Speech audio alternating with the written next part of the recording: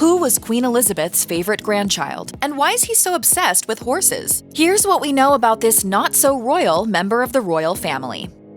At birth, Peter Phillips was fifth in line to the British throne, right after his mother, Princess Anne, who came after her three male siblings, His Royal Highness Prince Charles, Prince Andrew, and His Royal Highness Prince Edward, in that order, despite the fact that Anne was the second oldest. At that time, any generation's males were entitled to the British throne before its females, according to Woman and Home. Although the Succession to the Crown Act abolished this royal rule in 2011, the act only applied prospectively to future-born babies, including Peter's first cousin once removed, Princess Charlotte, who retained her place even after her younger brother, Prince Louis, was born. Not that any of this would have made a difference in terms of Peter's place in the order, which was usurped the moment then Her Royal Highness Princess Diana gave birth to His Royal Highness Prince William in 1982. The birth of Prince Harry in 1984 bumped Peter further, as did one by one all of the children and grandchildren of Prince Charles, Prince Andrew, and Prince Edward that have been born thus far. Today, Peter stands at 17th in the order of succession,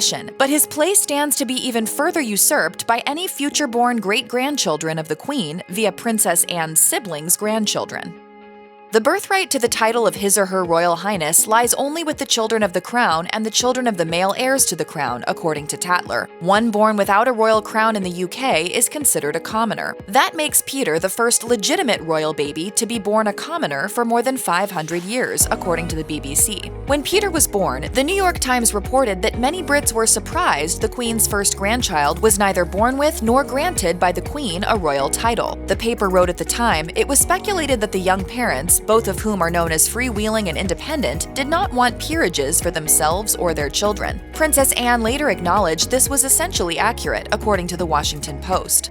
My parents instilled in both myself and my sister that we were never going to get anything handed to us on a plate.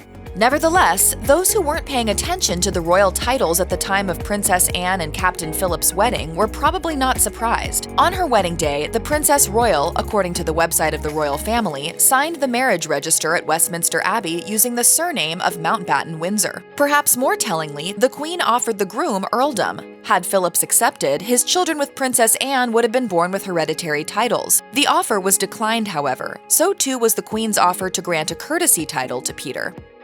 The question of which of the Queen's grandchildren was her favorite is one royal watchers seem to ponder frequently. Oh, really? Please. Boo. One top contender has been Lady Louise Windsor, the youngest child and only daughter of Prince Edward and his wife Countess Sophie, according to the South China Morning Post. Another is Princess Eugenie, the second daughter of Prince Andrew. But the one that comes up most often and consistently is Peter, the son of the Queen's only daughter, Princess Anne, the Princess Royal. They say you're the favorite grandson. Who's they? Who's they? Yeah.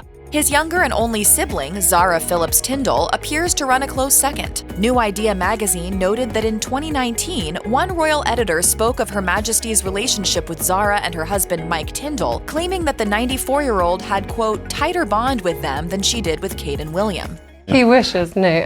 We may never know what Queen Elizabeth's true preferences were. After all, according to Marie Claire, she was known for having adopted the motto, never complain, never explain. Isn't it good? Yes. Nevertheless, The Telegraph published a 2016 essay by Peter about the celebratory events scheduled for the Queen's 90th birthday, in which he states, "I've always been very close to my grandmother, and we speak often." The published article's title refers to Phillips as the Queen's favorite grandson. At first, McGill-educated Canadian businesswoman Autumn Kelly didn't realize the man she met at the 2003 Grand Prix and began dating soon after was a grandson of Queen Elizabeth II, let alone the firstborn grandchild of Her Majesty, according to Town & Country. It would take 6 weeks before Autumn finally made the connection and realized that this was that Peter, you know, the one standing in line for the throne, according to Hello magazine. But love is blind, they say, and this was a case of love at first sight, the mag reports. It wasn't seamless at first, but I've had some people in the family who have guided me and helped me through it. When Autumn broke the news to her family, Autumn's mom reportedly exclaimed, "What have you gotten yourself into?" But by the time Peter proposed in 2007, the two had already spent several years together, so Autumn may have had some sense of what being in a relationship with a minor royal family member was all about. They never treated me like I was Canadian. They've always just accepted me as kind of part of the family. Still, Autumn didn't see the proposal coming, as she told The Telegraph. Not that she didn't immediately say yes. On July 30th, 2007, Princess Anne and Captain Mark Phillips announced the engagement, according to the official website of the royal family. On May 17th, 2008, the two were wed at St. George's Chapel in Windsor Castle, which is where Peter's cousins, Her Royal Highness Princess Beatrice and the Duke of Sussex, Prince Harry, would each hold their weddings. Peter and Autumn Phillips had their first child in December 2010, according to the announcement that remains live on the official website of the royal family. After sharing the news of a safe delivery, the statement reads, in part, "The Queen, the Duke of Edinburgh, the Princess Royal, Captain Mark Phillips, and Autumn's family have been informed and are delighted with the news." The announcement went on to say that the as-yet unnamed baby stood 12th in line to the throne. Savannah Phillips' name reveal occurred at a Sandringham church service when the clergyman offered a prayer for Peter and Autumn Phillips and their daughter Savannah, according to Town & Country. 15 months later, on March 29, 2012, Buckingham Palace announced the birth of the second Phillips child, another girl, one who was named Isla Elizabeth. According to another story that appeared in Town & Country, while it seems safe to speculate that Isla's middle name was given to her in honor of her great-grandmother the Queen, neither Peter nor Autumn has ever officially confirmed that is the case. Notwithstanding their direct blood relationship to the Queen, however, Peter's daughters, like Peter himself, have no peerage and are therefore members of the commoner class.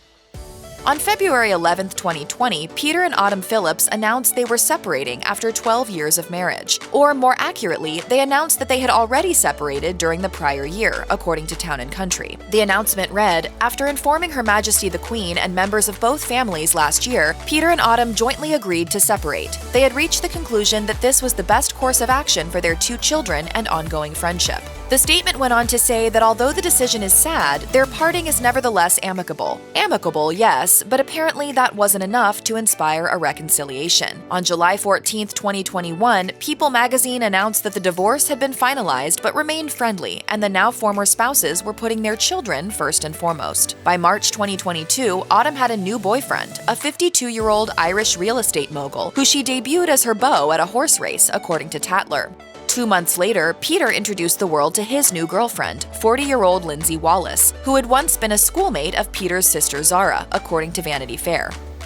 Peter is a member of the royal family who works, and yet he is not a working royal, according to the Evening Standard. The phrase working royal is a term of art that is understood to refer to a member of the royal family who makes official appearances at royal engagements, particularly those listed on the official event calendar of the royal family and who is delegated official governmental duties, in each case on behalf of the monarch. After graduating from Exeter University, Peter immediately pursued a career in motorsports, according to Sports and Entertainment Limited, spending more than a decade with the Formula One racing team Stewart Grand Prix, which later became Jaguar Racing.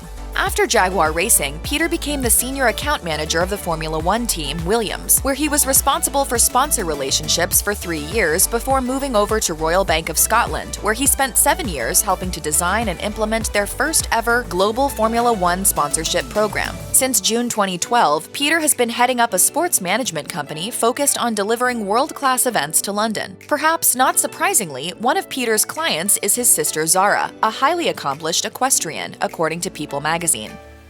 Although he's clearly passionate about motorsports, Peter also shares a love of horse racing with his mother, Her Royal Highness Princess Anne, and his sister Zara. However, whereas the Princess Royal and her daughter are accomplished equestrians themselves, Olympic level no less, Peter apparently preferred playing rugby in his youth, according to the Herald. In recent years, however, Peter introduced parts of Europe, including France and England, to street racing. And by street racing, we mean horse racing on city streets. Starting in 2016, Peter began putting considerable effort into founding and nurturing City Racing, which officially describes itself as bringing horse racing to the streets of the world's greatest cities. Peter was joined in the venture by the Jockey Club, among others. The venture's LinkedIn profile promises, from 2022, landmark roads in cities around the globe will be transformed to bring horse racing to the masses through these innovative and first-of-their-kind events. Unfortunately, that hasn't exactly come to fruition. Although France approved of City Racing's concept, the City of London gave it one shot, according to The Guardian, only to ultimately pass on account of safety concerns. A May 2022 story from The Sun on City Racing states that there have been no official updates from City Racing since March 2021.